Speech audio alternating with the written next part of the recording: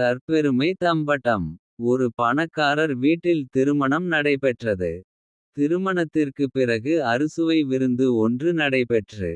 விருந்தில் அந்த ஊர் பிரமுகர்கள் பலரும் சாப்பிட்டவாறு அரட்டையடித்து கொண்டிருந்தனர். விருந்துண்ணுவோர் கூட்டத்திலே முல்லாவும் இருந்தார்.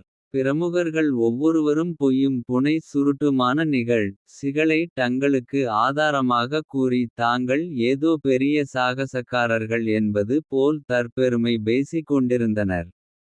அவர்களுடைய தற்பெருமை தம்பட்டம் முல்லாவுக்கு விரசமாகவும் அருவெருப்பாகவும் இருந்தது. அவர்களுக்கு தக்க பாடம் ஒன்று கற்பிக்க வேண்டும் என்று தீர்மானித்து கொண்டார்.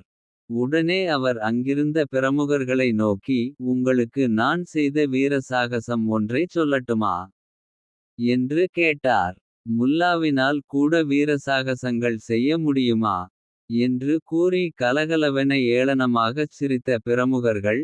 எங்கே உமது வீரசாகசத்தை கூறும் பார்ப்போம் என்று கேட்டனர்.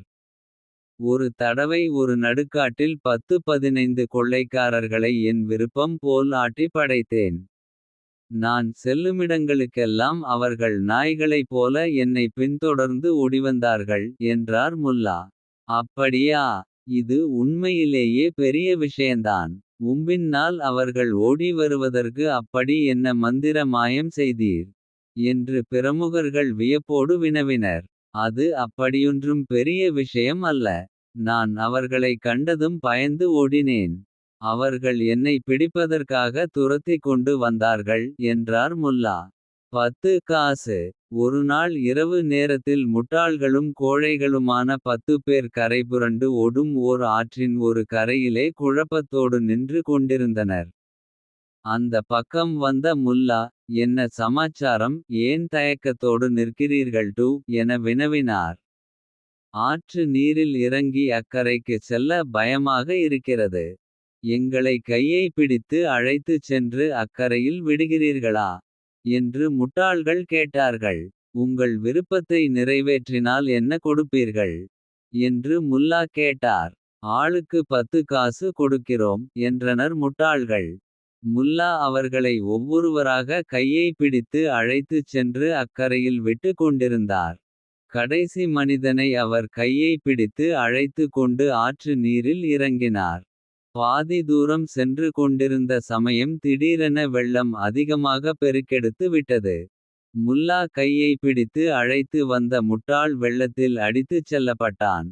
அவனை காப்பாற்ற முல்லா படாதபாடுபட்டார், முடியவில்லை. அவர் வருத்தத்தோடு அக்கரையை அடைந்தார். அங்கே காத்து கொண்டிருந்த 9 முட்டாள்களும் வருத்தம் ததும்பிய முகத்தினராக வந்து சேர்ந்த முல்லாவை நோக்கி, ஐயா, தாங்கள் ஏன் கவலையோடு இருக்கிறீர்கள் என்று கேட்டனர்.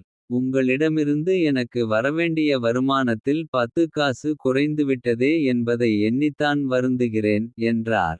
அவர் சொன்னதன் உட்பொருளை உணராத முட்டாள்கள், கவலைப்படாதீர்கள். ஒரு 10 காசு சேர்த்து தருகிறோம் என்று கூறினார்.